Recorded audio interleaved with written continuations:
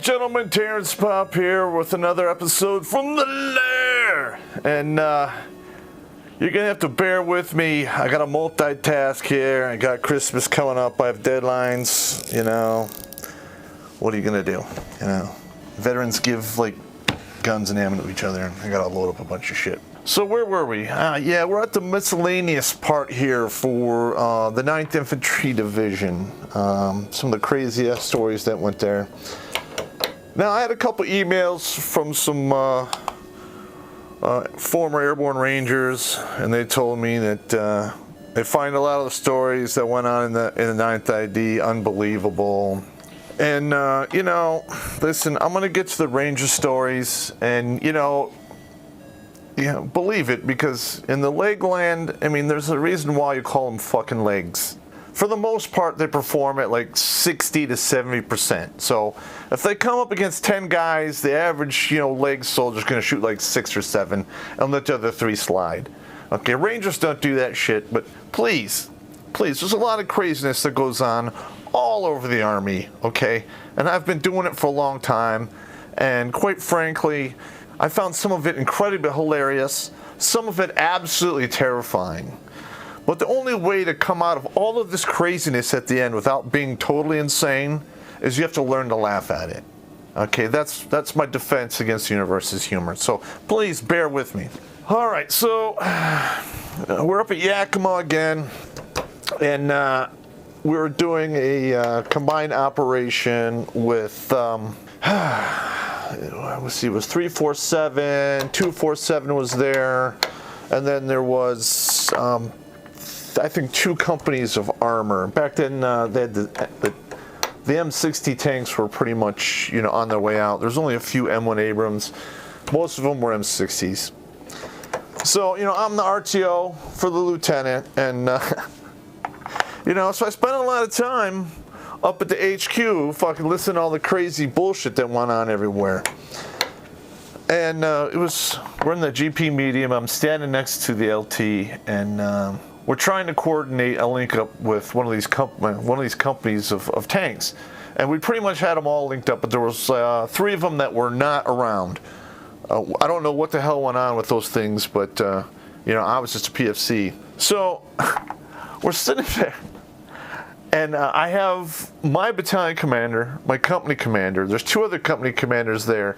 And then there's the armor battalion commander. And we're trying to they're trying to get this position on this one lieutenant who's out there at night driving around Yakima. He doesn't know where the fuck he is. Now, this is before GPS and all of those crazy miracle navigation bullshit. Now, what I'm going to tell you is absolutely hilarious. I can't believe this fucking happened, and I find it hard to believe that an officer with a 4-year education, college education, came up with this fucking answer. So the battalion commander is like, I think his name was Crazy Horse or White Horse 1, I don't fucking know. So he's calling White Horse 1, this is Crazy Horse Actual, obviously there's some kind of Indian reference there. He's like, where are you at? What is your location? You are supposed to be at the rally point 20 minutes ago. We need to know where you're at so we can make an alternate plan. Give me your best guess where you're at. Now, listen, you're not going to believe this. Okay. So I'm sitting there, I'm expecting to get, 6-digit, 4-digit grid, maybe an 8-digit grid where the guy is. And, he basically gets on the radio. He's like, Crazy Horse, this is White Horse 1. I am under the moon now. Okay. I passed land navigation for, EIB. So I know what the fuck, what you're supposed to do when you're land navigating. And that is not it.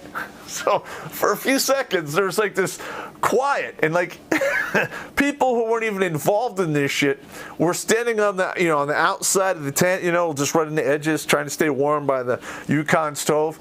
They all turn and look at the radio, and nobody said it, but you can hear their thoughts like, what the fuck did that lieutenant just say? And that the battalion commander's like, You know, White Horse 1, this is Crazy Horse Actual. Stop your goddamn tank and do not move until further orders. Out. I don't know what happened after that. Apparently the next morning, they went out to get him. He didn't know where the fuck he was. They relieved him, did some remedial training. I don't know, that's tank shit. I had nothing to do with tanks. You know, and they're kind of fucking creepy if you ask me. You know, I've seen a couple guys get fucked up by those things real bad, and you don't want to be that guy. Second, there's actually a couple in this one. Again, you know, I had some bad experiences with some armored, vehicles, 113s, and some tanks. You know, I was tagged, you know, I was driving the Deuce and a Half for 247, which is one of our sister battalions, and they were up in Yakima. So I was stuck there for, I think, 10 days. I'd been on the ground, I think, 5 days. They're pretty good to me. All I really did was stay around the vehicle, and I just drove people where they wanted to be driven. They showed me where on the map, you know, I'd have like either a squad leader or team leader in the, you know, seat next to me. He'd have the map and tell me where to turn, what to do. It was, I mean, I was a fucking driver. That's what you do. You know, it's not even my MOS. I'm an infantry guy, and I'm driving a fucking Deuce and a Half. So, I don't know, it was about sometime after midnight, you know, and I was sleeping in my Deuce and a Half in the back, and my sleeping bag, ground pad down, and I had put some chem lights on the back of the tail part of the Deuce and a Half, so it sits about, you know, maybe 7-8 feet off the ground. So, you know, out in Yakima, it's pretty flat. Yeah, there's some shrubs and sage, a couple of hills here and there, some rocks every once in a while, but, you know, if you have a light source and it's 8 or 9 feet off the ground, you can see it for quite a distance. The terrain went up a little bit, and it kind of leveled off, so maybe we could see 75 yards. And there was another platoon of guys up there, and then there was a platoon of guys sleeping around my vehicle because I had the chem lights. Apparently, I didn't know this could happen. I just did it basically because, you know, I thought it'd be the safe thing to do because I'm signed for the vehicle, and having it get fucked up, it's a lot of paperwork, and I have to do some explaining. If somebody doesn't believe me, I lose a stripe, money. It's a bad deal. So, you know, I get off the vehicle, I'm going to go take a fucking piss, and I walk about maybe 50 yards, you know, up the hill, and I'm off to the right a little bit. I'm going to piss in the stand of bushes or whatever it is, sage. And I'm looking over, and then, you know, I could hear the tanks, but it's kind of windy, so you really don't know how far away they are. In fact, it's really deceiving in the darkness like that when the wind's going the wrong way, and you think it sounds farther away than it is, but it's not. This one tank comes over, you know, breaks the silhouette, not a light on, just goes right by. I mean, you can hear the clacking, the tracks, and the whole fucking deal. I don't even know if they saw me or not. So I'm turning to leave, and I see the next tank come by, and he ran over a dude in a sleeping bag. Foot to head, killed him. And, like, I was close enough. I saw the tank, you know, hit the bag. I didn't know it was a sleeping bag until I actually looked, and you could hear the muffled scream. I thought it was a bush, and he hits him, and you see him sit up a little bit, and then right over him, and you can hear his bones crunching. He was dead instantly. You know, the tanks have a little inside joke where they call infantry. They call us crunchies because that's the sound we make when they run us over, and it's not a lie. So, you know, they stop everything. People are asking all kinds of questions. Fingers are getting pointed. Now, I'm just a private first class, so nobody is, you know, pointing a finger at me. But they did ask who told me to put the chem lights on the back of my Deuce and a Half. And I said, nobody. I did it myself because I'm an attachment. I'm signed for this vehicle. And if it gets damaged or fucked up, they're going to fuck me up. And I have to do paperwork, which I hate. So, needless to say, a lot of people got in a lot of trouble because a soldier was killed. Again, somebody gets smoked, they make another policy about chem lights and engineer tape, and, you know, they still do that all over at NTC, JRTC, because soldiers getting killed by vehicles is actually a fairly common occurrence. So, it's not really a good story, but it's true. And when it's your time, and you can go slow or you can go fast. I hope to God I never get run over by tanks, that's all I gotta say, because that did not look good. And if it has to be that way, head first all the way. I could still fucking hear the crunching of the bones sometimes when I wake up at night. That's a bad one. Okay, another one, and I've mentioned this in a couple stories about the special education center. Okay, now, a couple guys in my company had actually been to the special education center. One guy I was friends with, his name is Hendo, and apparently he'd been to the special education center, not in Fort Lewis, but I think at either Benning or Fort Stewart, somewhere in Georgia. And he told me the horrific story of what his life consisted of when he was in the special education fucking, company. So, and I would make him tell me stories. He would get kind of aggravated because I find it so fascinating, and he just didn't want to keep talking about it because he didn't want everyone to know that, hey, he went to the special education battalion. Which, I really didn't find it a big deal because, he was actually fucking pretty squared away. So whatever happened there, it probably sucked. And apparently it unfucked his life. And like most change, it usually happens after you burn yourself down to the ashes and you rise again from your own demise. And if you think that isn't painless, you're out of your goddamn mind. So I have another friend of mine. He's got a car. He's married.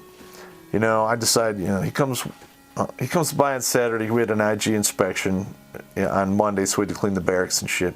So I'm talking about the special education battalion. He goes, hey man, let's just roll over to North Fort and take a look and see what's going on. So I'm like, okay. So we jump in his car. We go to 31 Flavors at the PX. Then we roll over to North Fort. And there's a parking lot that's near the fence where the special education, let's say special battalion is. I'm not going to say the whole thing. It's a tongue twister. But, I walk up there and I'm looking through the fence and I couldn't believe, I watched for about, 6 to 10 minutes and they had guys digging a hole, throwing the dirt onto the side of the hole, dudes filling up sandbags, moving the sandbags to another pile, and then over at this other area, they're splitting fucking wood and then they're throwing it in the back of the truck. And the truck would drive off, and they'd bring another truck, and they would drop fucking wood, and these guys would saw it up those hand fucking saws, and do their fucking deal, and then they would that went on like all fucking day.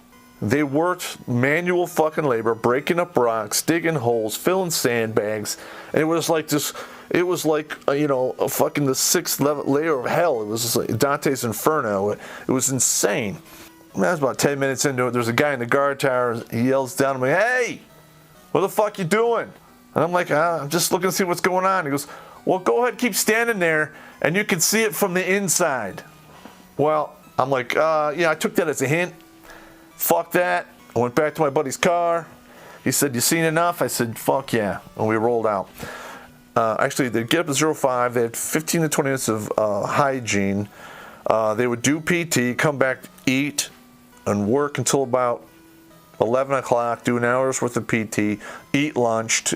About 12:30, they'd work until about 3:30, do some more fucking PT, and then they'd eat fucking dinner, and they may or may not have an additional PT session, 6 to 8 o'clock at night. I don't know.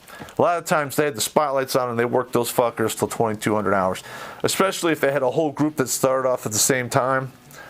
They would work the fucking shit out of them for the first, 2 weeks, 16, 18 hours a fucking day, and then they would back it down a little bit. And then a lot of guys, I think the standard term was like 4 or 6 weeks. So the first 2 weeks were living fucking hell. It kind of bothered me that they had to do such a thing, but in a way it was kind of flattering. Because if you're that much of a piece of shit, and the Army actually gives a fuck about you, they send you to this fucking place, not because they hate you, but because maybe they see something in you that's worth salvaging. And yeah, you're a dumbass. You made some bad decisions because you're a young idiot. And, swinging a hammer, digging a hole, or whatever the fuck you got to do to unfuck your brain housing connection group, it's all good. I think it's worse. Like today, if you fuck up, they just throw you out.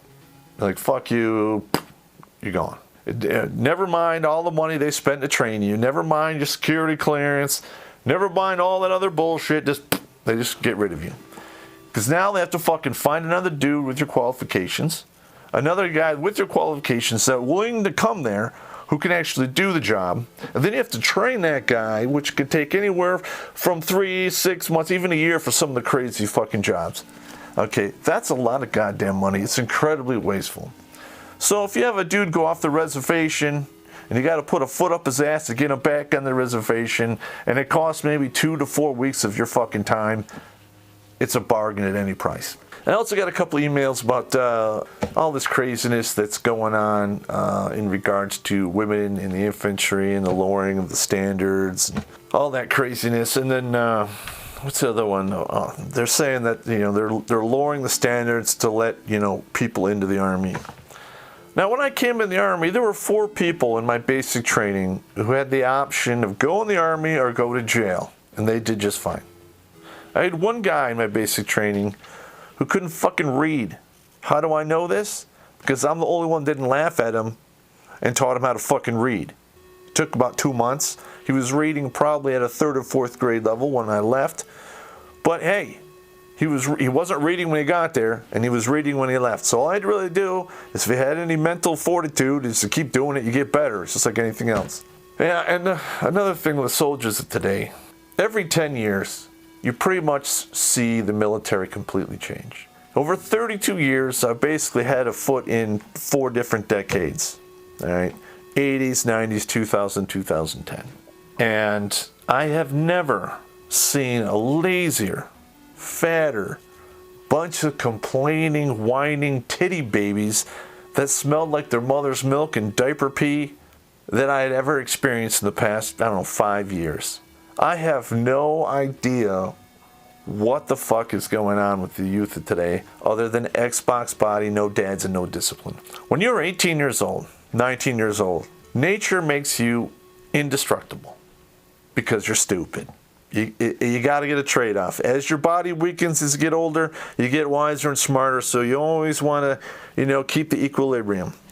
So these guys are they're turning 19, they're going in the real world, their bodies are shit, they have no athletic ability, they have no mental toughness, no strength, nothing. And you're getting guys in basic training with broken hips from running? Really? Are you out of your fucking mind?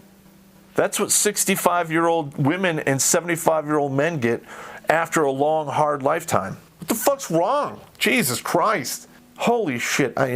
It's getting to the point where they're going to probably have to do bone scans on these fucking punks before they decide they're going to put all that money into them and bring them on. It's just stupid. And another thing. You're in the fucking Army, right? It's your job to enforce the last 300 meters of this country's foreign policy. And a lot of times, that involves being on a two-way rifle range. Now, being on the two-way rifle range, there's not a lot of forgiveness. There really isn't much margin for error nor hesitation. Those 30-pound brain little punks with the little Xbox bodies, they might be kind of smart in some, book smart in some ways. But if I'm going into the box and I'm going to have to shoot at some fucking people, you know what? I want the guy with the tattoo on his fucking neck working the gun right next to me, because I don't have to worry about it. I can always teach a shooter how to do paperwork. But, trying to teach a dude to do paperwork to shoot, infinitely harder. So that's my take on it, The Army used to be really good at making great men from average people, and I think they need to get back into that business. And I don't think it's going to hurt the Army. The women in the Army and the lowering of the standard, which is, I got some rumblings from the, Special Forces community, and I read the article about, them allowing a lot of people to slip by without enforcing the standard or letting them, meet the standard down the road a piece, which is just passing the buck forward. If you want to have a special operations community, you got to keep the standards high. And if you don't have a lot of them in there, what is that telling you? Then maybe your tempo's too fucking high. Maybe somebody should readjust fucking combat lanes and jobs and unfuck the whole thing instead of lowering the standard, blowing up these guys' egos, sending them forward to fucking, go fight real dudes. I shouldn't say like real dudes, but, guys or other, combatants, that's all they've known since they were kids is the AK-47 and Islam. Because let's face it, over there, the AK-47 is these kids' Xbox. So you better be on your game. Anyway, I've ran off a little bit too much. I got a lot of ammo to go. I'm doing some 6.5 Creedmoor. I got a new weapons platform, and I'm going to run through this and test out the accuracy, and then I got to load up some 308 through for a buddy of mine who's got a national match M1A. You guys take it easy, have a good evening, and keep your heads down.